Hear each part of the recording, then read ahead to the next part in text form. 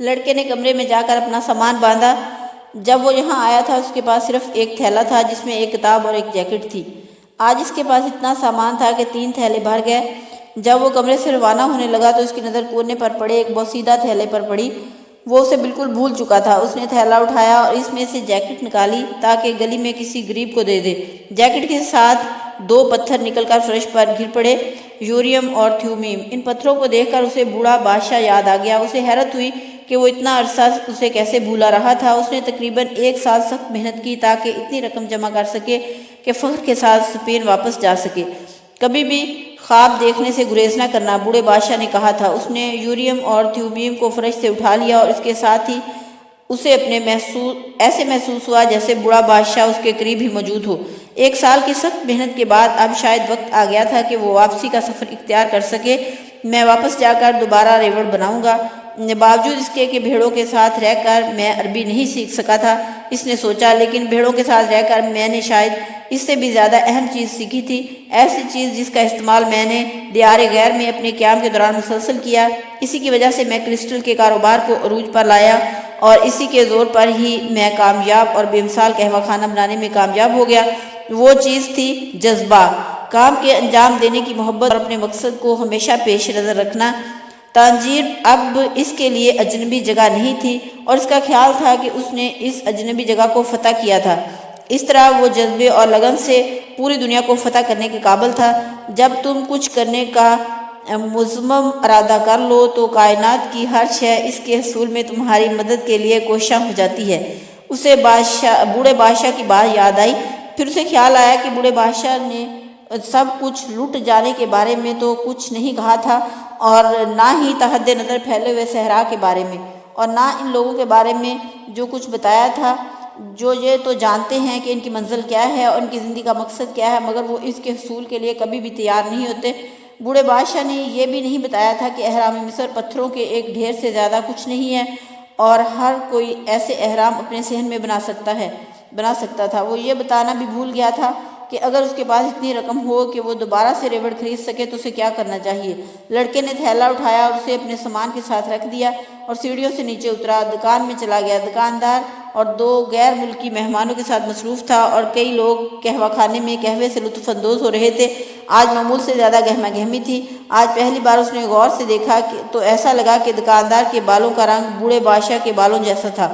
اس کے ساتھ ہی اسے یہ بھی یاد آیا کہ اس کی مٹھائی والے کی مسکراہٹ جس سے وہ تانجیر میں پہلی بار ملا تھا وہ بھی بوڑھے بادشاہ کی مسکراہٹ جیسی تھی۔ ایسا لگتا تھا جیسے بوڑھا بادشاہ جہاں بھی اپنے نشان چھوڑ گیا ہو، اور یہ بھی حقیقت تھی کہ ان سب میں سے کوئی بھی بوڑھے بادشاہ سے نہیں ملا تھا، اور دوسری طرف اس کا کہنا تھا کہ وہ ہمیشہ ان لوگوں کی مدد کے لیے موجود ہوتا ہے جو اپنی منزل کی تلاش کی جستجو کرتے ہیں۔ اس نے رخصت ہوتے ہوئے دکاندار کو الوداع بھی نہیں کہا۔ وہ عام لوگوں کی طرح الوداع ہوتے ہوئے لوگوں کے سامنے آنسو نہیں نکال سکتا تھا۔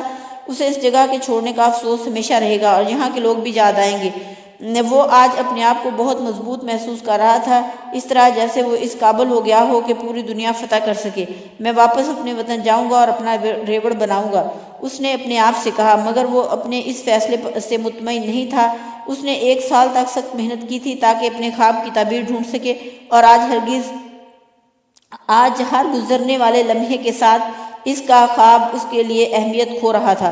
ایسے شاید اس لیے تھا کہ یہ اس کا خواب تھا ہی نہیں۔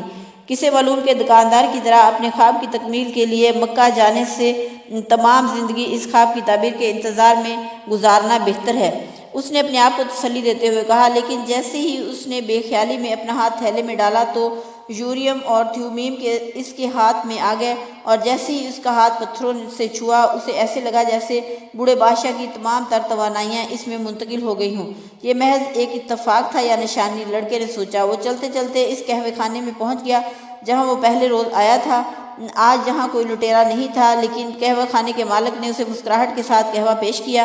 میں اگر چاہوں تو اپنے ملک واپس جا سکتا ہوں اور پہلے سے بھی بڑا ریوڑ بنا سکتا ہوں، مگر غلہ بانی کے گر ابھی تک یاد ہیں، مگر شاید مجھے احرام مصر تک جانے کا موقع دوبارہ نہ مل سکے۔ بوڑھے نے سونے کی زرہ بھی پہن رکھی تھی اور اسے میرے ماضی کے بارے میں بھی علم تھا۔ وہ واقعی بادشاہ تھا، ایک دانا بادشاہ۔ اس نے سوچا اندلس کے پہاڑ صرف 2 گھنٹے کے فاصلے پر تھے، لیکن احرام مصر تک پہنچنے کے لیے ایک طویل عرصہ عبور کرنا ضروری تھا۔ لیکن تصویر کا ایک اور رخ بھی تو تھا۔ اس نے دل میں سوچا کہ میں اپنی منزل سے 2 گھنٹے مزید قریب ہو گیا ہوں۔ یہ علیحدہ بات ہے کہ یہ 2 گھنٹے پھیل کر 1 سال پر محیط ہو گئے تھے، لیکن اب اس بات سے زیادہ فرق نہیں پڑتا۔ میں ریوڑ اس لیے لینا چاہتا ہوں کہ غلہ باری میرے لیے ایک آزمودہ کام ہے، بھیڑیں میرے لیے اجنبی نہیں ہیں، جبکہ مجھے نہیں معلوم کہ صحرا کا سفر کیسا ہوتا ہے اور صحرا انسان کے ساتھ کیسا سلوک کرتا ہے۔ ایک انجانی چیز کا خوف اس نے دل میں سوچا، لیکن یکدم اس پر مسرت کا انجانا سا احساس طاری ہو گیا۔ میں جب چاہوں ریوڑ خرید سکتا ہوں یا پھر کرسٹل کا کاروبار شروع کر سکتا ہوں۔ میں ایک دانا سے بھی مل چکا ہوں جس سے ملنے کا شرف شاید بہت کم لوگوں کو حاصل ہوا ہوگا۔ یہ کوئی معمولی بات نہیں تھی۔ اس نے سوچا قہوہ خانے سے نکلنے کے بعد بھی اس کے سوچنے کا عمل جاری تھا۔ اسے یاد آیا کہ کرسٹل فروش کو مال بیچنے والے ایک تاجر کے قافلے صحرا کے پار بھی مال لے کر جاتے تھے۔ اس نے یوریم اور تھیومیم کو ہاتھ میں لیا۔ یہ انہی پتھروں کی وجہ سے ہوا کہ وہ دوبارہ اپنی منزل کی طرف گامزن تھا۔ جب بھی کوئی اپنی منزل کی تلاش میں نکلتا ہے تو میں ہمیشہ اس کے ساتھ ہوتا ہوں۔ اسے بوڑھے بادشاہ کے الفاظ یاد آئے اور اس کے قدم دکاندار کو مال پہنچانے والے تاجر کی دکان کی طرف اٹھنے لگے۔ انگریز ایک بینچ پر بیٹھا ہوا تھا۔ ماحول میں جانوروں کے پسینے، گھاس اور مٹی کی ملی جلی بو پھیلی ہوئی تھی۔ یہ احاطہ گودام بھی تھا اور جانوروں کا باڑہ بھی۔ میں نے کبھی سوچا بھی نہیں تھا کہ میں ایسی گلیز جگہ پر آؤں گا۔ انگریز نے کتاب کی ورق گردانی کرتے ہوئے سوچا، میں نے 10 سال انگلینڈ کی بہترین یونیورسٹیوں میں علم کیمیا پڑھا ہے اور آج میں اس باڑے میں ہوں، لیکن اس کی قسمت میں یہ سفر اس طرح لکھا تھا۔ اسے بھی نشانیوں پر اعتقاد تھا۔ اس کی تمام زندگی ایک تلاش کے گرد محیط تھی، کسی زبان کی تلاش جو پوری کائنات کی زبان ہو۔ اس سے پہلے اسپرانتو سیکھی اور وہ دنیا کے تمام مذاہب کے بارے میں بھی اچھی سدھ بدھ رکھتا تھا، لیکن ابھی تک وہ کیمیا گر نہیں بن سکا تھا۔ اس نے کئی اہم سوالات کے جوابات تو تلاش کر لیے تھے، لیکن کچھ عرصہ سے اس کا علم ایک نقطے پر آ کر رک گیا تھا۔ یہاں سے آگے بڑھنے کا راستہ اسے نہیں مل رہا تھا۔ اس نے ایک کیمیا گر سے تعلقات پہ بڑھانے کی کوشش کی، مگر بے سود۔ کیمیا گر دراصل بہت ہی عجیب طبیعت کے مالک ہوتے ہیں، خود غرض اور حاسد اور علم کو اپنی ذات تک محدود رکھنے والے۔ یہ بھی کوئی بڑی بات نہیں ہے کہ ان کے پاس علم ہی نہ ہو اور اسم اعظم جو ہر شے کو سونے میں بدل دے، وہ اپنی کم علمی کو چھپا رہے ہوں۔ وہ اپنے باپ کی طرف سے ترکے میں ملنے والی جائیداد کا بیشتر حصہ پہلے ہی خرچ کر چکا تھا۔ اس نے دنیا کی تمام بڑی لائبریریاں چھان ماری اور علم کیمیا پر دستیاب تمام کتب کا مطالعہ کر چکا تھا۔ ایک کتاب میں اس نے پڑھا کہ کئی سال قبل ایک مشہور عرب کیمیا گر کا گزر یورپ سے ہوا۔ اس کی عمر 200 سال سے زیادہ تھی اور اس کے پاس ایسا اسم اعظم تھا جو تمام اشیاء کو سونے میں بدلنے کی اہلیت رکھتا تھا۔ انگریز کو یہ کہانی بہت متاثر کن لگی تھی، لیکن وہ اسے ایک اسفانوی کردار سے زیادہ اہمیت نہیں دیتا تھا۔ پھر اس کی ملاقات اپنے ایک پرانے دوست سے ہوئی جو کئی سال مصر کے صحرا میں سارے قدیمہ کی تلاش میں مصروف رہا تھا۔ اس کے دوست نے اس سے ایک ایسے عرب کا ذکر کیا جس کے پاس حیرت انگیز طاقت تھی۔ وہ نخلستان الفیوم میں رہتا تھا۔ اس کے دوست نے بتایا، اور لوگ کہتے ہیں کہ اس کی عمر 200 سال ہے اور وہ ہر شے کو سونے میں بدلنے کا فن جانتا ہے۔ انگریز اس نئے انکشاف پر بہت مسرور تھا۔ اس نے ملازمت سے استعفیٰ دیا، اپنی اہم کتب کو ساتھ لیا اور آج وہ یہاں بدبودار باڑے میں صحرا کے سفر پر روانہ ہونے کے لیے تیار بیٹھا تھا۔ باڑے کے باہر ایک بہت بڑا قافلہ سفر پر روانہ ہونے کے لیے تیار تھا۔ اس قافلے نے نخلستان الفیوم سے گزر کر جانا تھا۔ ایک عرب نوجوان جس کے کندھوں پر سامان اٹھا رکھا تھا باڑے میں داخل ہوا اور انگریز سے سلام لیا۔ تم کہاں جا رہے ہو؟ نوجوان عرب نے پوچھا۔ میں بھی صحرا نورد ہوں، انگریز نے ترشی سے جواب دیا۔ وہ گفتگو میں سے زیادہ کتاب پڑھنے میں دلچسپی رکھتا تھا۔ اس کا ارادہ تھا کہ وہ الفیوم پہنچنے سے پہلے اپنے علم کو دہرا لے۔ اس کا خیال تھا کہ عرب کیمیا گر اسے اپنا شاگرد بنانے سے پہلے اس کا امتحان لے گا۔ نوجوان عرب نے بھی ایک کتاب نکالی اور پڑھنے لگا۔ یہ کتاب ہسپانوی زبان میں تھی۔ برطانوی بھی ہسپانوی زبان جانتا تھا۔ اسے خوشی ہوئی کہ راستے میں کوئی تو ہوگا جس سے وہ آسانی سے گفتگو کر سکے گا، کیونکہ اسے عربی پر عبور نہیں تھا۔ بہت ہی عجیب لڑکا، بولا۔ وہ کتاب کے آغاز میں دیے ہوئے تدفین کے منظر کو پڑھنے کی کوشش کر رہا تھا۔ میں 200 سال سے یہ کتاب پڑھنے کی کوشش کر رہا ہوں اور چند صفحات سے آگے نہیں بڑھ سکا۔ اس کے ذہن میں ابھی تک اپنے فیصلے کے بارے میں ابہام تھا، لیکن ایک چیز بہت واضح تھی کہ فیصلے تک پہنچنا سفر کا پہلا قدم ہے۔ جب بھی کوئی فیصلہ کرتا ہے تو دراصل طوفانی لہروں میں چھلانگ لگاتا ہے جو اسے ایسی جگہوں تک بحال کر لے جاتی ہے یہاں سے اس کا گزر اس سے پہلے کبھی نہیں ہوتا۔ جب میں نے خزانے کی تلاش میں نکلنے کا فیصلہ کیا تو مجھے نہیں معلوم تھا کہ مجھے کرسٹل کی دکان میں ملازمت کرنی پڑے گی۔ اس قافلے میں شامل ہونا تو محض میرا ایک فیصلہ ہے، مگر یہ قافلہ مجھے کہاں لے جاتا ہے یہ فی الحال ایک معمہ ہے۔ قریب بیٹھے ہوئے انگریز کا رویہ غیر دوستانہ لگتا تھا۔ لڑکے نے کتاب بند کر دی۔ وہ ایسا کوئی بھی عمل نہیں کرنا چاہتا تھا جو اسے انگریز سے مماثل کر دے۔ اس نے اپنی جیب سے یوریم اور تھیومیم نکالے اور انہیں اچھالنا شروع کر دیا۔ یوریم اور تھیومیم انگریز کے منہ سے بے ساختہ نکلا۔ یہ بیچنے کے لیے نہیں ہے، وہ جلدی سے پتھروں کو جیب میں ڈالتے ہوئے بولا، اور ان کی کوئی خاص قیمت بھی نہیں ہے۔ انگریز نے جواب دیا، یہ صرف پہاڑی کرسٹل ہیں، اس طرح کے لاکھوں پتھر مل جاتے ہیں، لیکن صرف جاننے والوں کو ہی پتہ ہے کہ یہ یوریم اور تھیومیم ہیں۔ مجھے نہیں معلوم تھا کہ یہ اس علاقے میں موجود ہیں۔ یہ مجھے ایک بادشاہ نے تحفے میں دیے تھے، لڑکے نے جواب دیا۔ انگریز نے کوئی جواب دینے کی بجائے جیب میں ہاتھ ڈالا اور اس طرح کے 2 پتھر باہر نکالے۔ بادشاہ نے تم سے کیا کہا؟ شاید تمہیں یقین نہیں آ رہا کہ کوئی بادشاہ مجھ جیسے غریب چرواہے سے بات کرنا پسند کرے گا۔ بالکل بھی نہیں۔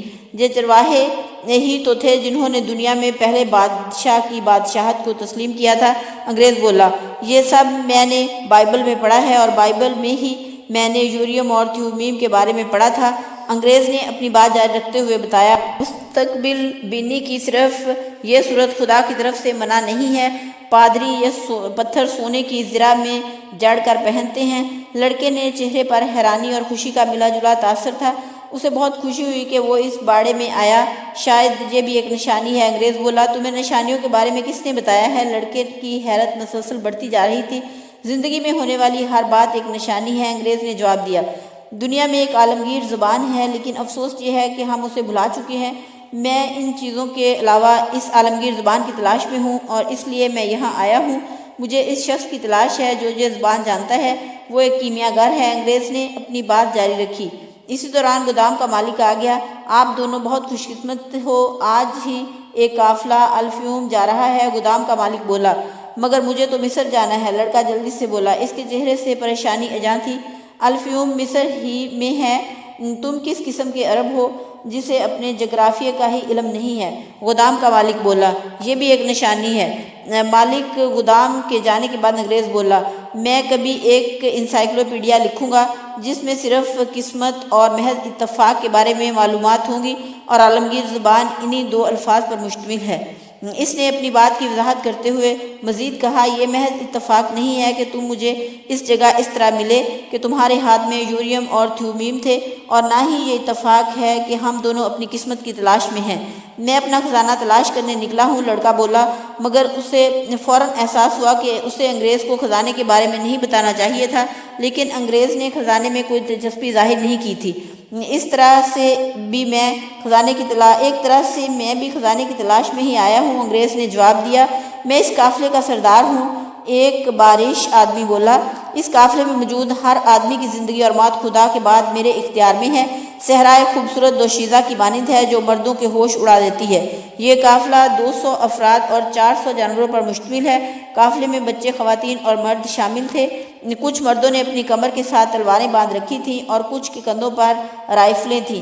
انگریز کے سامان میں کئی سوٹ کیس تھے جن میں کتابیں بھری ہوئی تھیں۔ قافلے میں بہت سے لوگ ہیں، سردار نے اپنی بات جاری رکھی۔ شور کی وجہ سے اسے اپنی بات بار بار دہرانی پڑ رہی تھی۔ ہر ایک کے اپنے نظریات ہیں، لیکن میں ایک خدائے واحد پر یقین رکھتا ہوں، اور میں اس کی قسم کھا کر عہد کرتا ہوں کہ ہر ممکن کوشش کروں گا کہ ہم سب خیریت سے صحرا عبور کر لیں، اور میں آپ سے بھی گزارش کروں گا کہ آپ لوگ بھی میرے ساتھ عہد کریں کہ آپ میرے حکم کی تعمیل کریں گے۔ صحرا میں نافرمانی کا مطلب صرف اور صرف موت ہوتا ہے۔ قافلے کا ہلکا سا شور تھا۔ تمام لوگ زیر لب عہد کر رہے تھے۔ لڑکے نے بھی یسوع کی قسم کھا کر عہد کیا کہ وہ سردار کی ہر حکم کی تعمیل کرے گا۔ انگریز البتہ خاموش تھا۔ لوگ دعا کر رہے تھے کہ قافلہ خیریت سے اپنی منزل پر پہنچ جائے۔ بغل کی آواز پر تمام لوگ اپنی اپنی سواریوں پر سوار ہو گئے۔ انگریز اور لڑکے کے پاس اونٹ تھے، وہ بھی ان پر سوار ہو گیا۔ لڑکے کو انگریز کے اونٹ پر ترس آ رہا تھا، جس کی پیٹھ پر انگریز کے علاوہ اس کی کتابوں کے کئی بکسے بھی لدے ہوئے تھے۔